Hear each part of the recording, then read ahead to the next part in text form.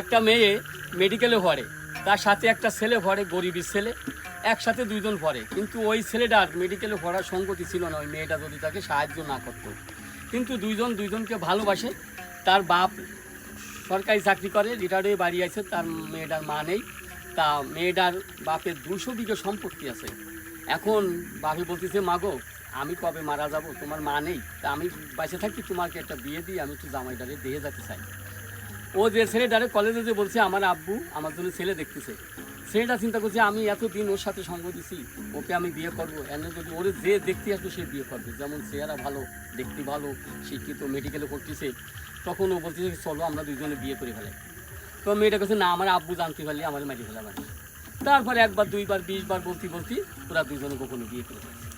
বাড়ি আসলি বলতেছে, মাগো তুমি কালকে কলেজে যাবা না, একটা ছেলে আসবে তোমার দেখতি, তা তুমি কাল কলেজে যেয়ে না। তখন ও চিন্তা করতেছে আমার তো তার বিয়ে গেছে, এদের ছেলে আসবে দেখতি, আমি এখন কি করি। তখন আব্বুরে বলতেছে, আব্বুরে বলতে হবে, বললি তো আবার মারবানে, যাই যদি মারে আমি স্বামীর সাথে চলে যাবো, আর আসবো না বাড়ি। তখন বলতেছে, আব্বু আমি একটা কথা বলবো। তখন বাবা বলতেছে, মা তুই আমার একমাত্র মেয়ে, তুই একটা কথা বলবি, 1000 কথা বল। তা না আব্বু একটা কথা বলো। বলো। বলে আব্বু আমি বিয়ে করে যেই কইছে বিয়ে করে ফেলাইছি, বাপের পা থেকে রক্ত মাথায় উঠতেছে আর নামতেছে। আমার একমাত্র মেয়ে, আমি জানবো না যে আমার মেয়ে বিয়ে করে ফেলাইছে। তখন রাগ সামলাই এসে চিন্তা করছি, ওরে যদি আমি দুটো থাপড় দিয়ে চলে যাবে স্বামীর ঘরে, আর আসবে না। তখন কি হবে, তখন বলতেছে, মাগো ঠিক আছে তুমি বিয়ে করেছো, কালকে তোমার স্বামীর একটু আসতে বলবা, আমি তার একটু দেখবো, দুইজনের কাছে আমার দুটো কথা আছে। ও কলেজে যে বলছে, আব্বুরে আমি বিয়ের কথা বলছি, তুমি কালকে ভালো কাপড় চুপ করে আমার আব্বুর সামনে যাবা। তখন কয়েকদিন বিকেলবেলা আসলি ছেলেটার দেহে ওর বাপের পছন্দ হয়েছে, যেমন চেহারা সেরাম উঁচু লম্বা, কিন্তু গরিবের ছেলে, যত টাকা সব ওই মেয়েটা দিয়ে ওরে পড়াইছে। এখন বলতেছে কি তোমাদের কাছে দুইজনের কাছে দুইটা কথা আমার।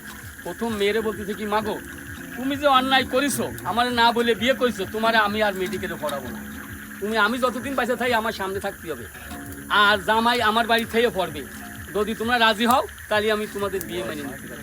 দুইজনকে ফাটা দিল, যাও পরামর্শ করে আসো। এখন ওরা যাইয়ে পরামর্শ করতেছে, ছেলেটা বলতেছে কি তোমার মেডিকেলে আর ডাক্তার হওয়া লাগবে না, আমি যদি ডাক্তার হই আর তোমার বাপের আছে 200 বিঘা সম্পত্তি, আমাদের আর কিছু লাগবে না। মেয়েটা দড়ায় ধরে কাঁদতেছে আর বলতেছে, আমার এত আশা আমি একটু ডাক্তার হব, কিন্তু তারপরেও ছেলেটা বুঝে উঠেছে, বাপের কাছে নিয়ে আসছে, রাজি হয়ে আসলি বলছে, আব্বু আমি আর কলেজে যাবো না, ধরে কাঁদতেছে আব্বুরে, আব্বু আমি যে অন্যায় করছি মাফ করে দাও, আমি আর কলেজে যাবো না, তোমার জামাই পড়বে, সে আজকে বাড়ি চলে যাবে, কালকে আসবে। এখন আইসে পরদিনকে আসার পরে 7 দিন পরে ওই কলেজ থেকে দুইজনে লন্ডনে যার ভিসা পাইছে, একটা মেয়ে আর ওই ছেলেটা। এখন মেয়েটারে করছে কি যে না আমার লন্ডনে রাতি 17 লাখ টাকা লাগবে, 12 লাখ টাকা অ্যাকাউন্টে জমা দিতে হবে, 5 লাখ টাকা আমার হাতে নিয়ে লন্ডনে ঢুকতে হবে। এখন মেয়েটা যে আব্বুরে বলছে, আব্বু তোমার জামাই লন্ডনে যাবে ডাক্তারি ভর্তি, 17 লাখ টাকা লাগবে। তখন বাবু বলতেছে কি আমার অ্যাকাউন্টই 50 লাখ টাকা আছে, আমি চাকরি সাইডে দিয়ে যখন চলে গেছে তখন আমি রাখিছি, ওখানে আমি 17 লাখ টাকা চেক দিয়ে দিচ্ছি, তুমি দাও। তখন স্বামী রাতে টাকা দিয়ে বলতেছে যে তুমি 7 দিনই বা 5 দিনই মাথায় একটা চিঠি দিও, আমার খোঁজ খবর নিও। স্বামী চলে গেল। ওই কলেজ থেকে আর একটা মেয়ে, দুইজনে ভিসা পাইছে, বড় লোকের একটা মেয়ে, সেই তারে নিয়ে চলে গেছে লন্ডন। যাই ওরা দুইজনে ডাক্তারি পড়ে এখন মাসের মাথায় একটা চিঠি দিছে, তারপরে আর দেয় না। এইভাবে 1 মাস 2 মাস 1 বছর 2 বছর 12 বছর হয়ে গেছে, এই স্ত্রী খবর আর নেয় না। সাথে একটা মেয়ে আছে, ওরা ওই জায়গায় ডাক্তারি পাস করে ভারতে এসে বড় হাসপাতালে চাকরি করতেছে। এদারে মেয়েটা স্বামীর শোকে এমন হয়েছে তার এত মরার যাত্রী। এখন বাপে চিন্তা করলো, আমার এত টাকা পয়সা থাকতে আমার মেয়ে আমার সামনে মারা যাবে, আমি ওর ভারতে বড় হাসপাতালে নিয়ে যাব। তা বড় হাসপাতালে নিতে ওর স্বামী যে হাসপাতালে, ঠিক সেই হাসপাতালে নিয়ে গেছে। নিয়ে গেলে ডাক্তার জিজ্ঞেস করতেছে, মেয়ের বিয়ে দিচ্ছেন? বলে হয়। স্বামীর নাম কি? তখন ওই ডাক্তারের নাম বলছে। তখন সব ডাক্তাররা বোর্ড বসে এক জায়গায় বসে করছে কি, তোমার নামে জানো স্বামীর নাম, অপারেশনটা তাই তুমি করো। এখন স্বামী গাউন করে আসে দেখে কি ওর স্ত্রী। তখন চিন্তা করলো, আমি যদি এই সময় পরিচয় দিই ও হার্ট অ্যাটাক করে মারা যেতে পারে, তা আমি অপারেশনটা সাকসেসফুল করি। তখন অপারেশনটা করে দেবো, করে দিয়ে ডাক্তার চলে গেল। চলে যাওয়ার পরে 1 দিন 2 দিন 3 দিন 4 দিন ডাক্তারে আসছি আর লজ্জা করতেছে, ওর যে অসুখ হয়েছে ও তো আর বাঁচবে না। এখন ওরা মেয়ে আর মেয়ের বাপ 5 দিন পরে বাংলাদেশে চলে আসে। ডাক্তার এসে দেখে সিটি নাই, না থাকার পরে এখন ডাক্তার চিন্তা করলো ওর এত টাকা পয়সা আমি খরচ করেছি, ও তো আর 7-8 দিন বেশি বাঁচবে না, তো একটু শেষ দেখাটা দেখে আসি। বাংলাদেশে আইসে যখন আইসে তখন আত্মীয় স্বজন সব ছুটি আইসে মেয়েটার কাছে যে ও স্বামী আইসে। আসার পরে আনে স্বামী সবাই যে ডাইকে নিয়ে একটা রুমের ভিতর বলতেছে যে ও আর 7-8 দিনই বেশি বাঁচবে না, ওর অপারেশনটা আমি করেছি। তখন মেয়েটা শুনে মেয়েটা ওই জায়গায় জিতা মরা হয়ে গেছে। কি আমার স্বামী আমার অপারেশন করলো, আমারও পরিচয় দিল না, আর আমি আর 7-8 দিন বাঁচতে পারি, আর বাঁচবো না, তাহলে ওই মেয়েটা কি আর ওই সময় জিতা ছিল? তখন স্বামী রাতটা ধরেছে, সবাইরে বলতেছে তোমরা একটু দূরে সরে যাও, আমি স্বামীর সাথে একটু কথা বলবো। তখন স্বামীর সাথে কি কথাটা বলতেছে তাই আমি গানের মাধ্যমে আপনাদেরকে শুনেছি। এতদিন পরে এলে ও পাশানে বুক বেঁধেছিলে, মরণের পর কেন এলে না? ও আমার মরণের পর কেন এলে না?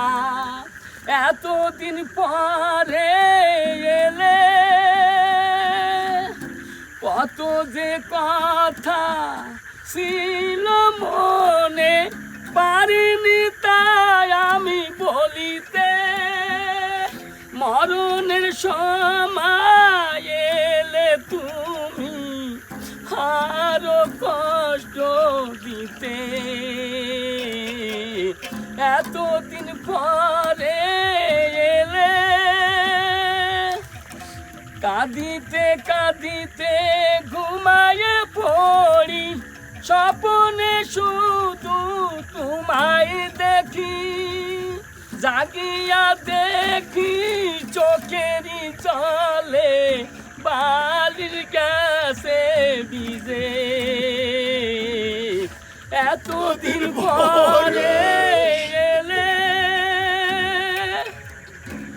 অপারেশন করলে ডাক্তার তুমি পরিচয়টুকু দিলা না, কি দোষ করেছি ডাক্তার আমি তাও তো তুমি বললা না। এতদিন পরে এলে,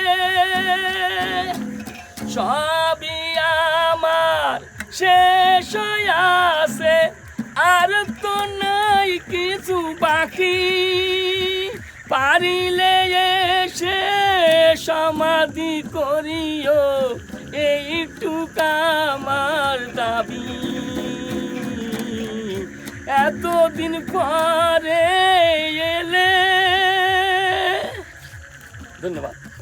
ধন্যবাদ সবাই।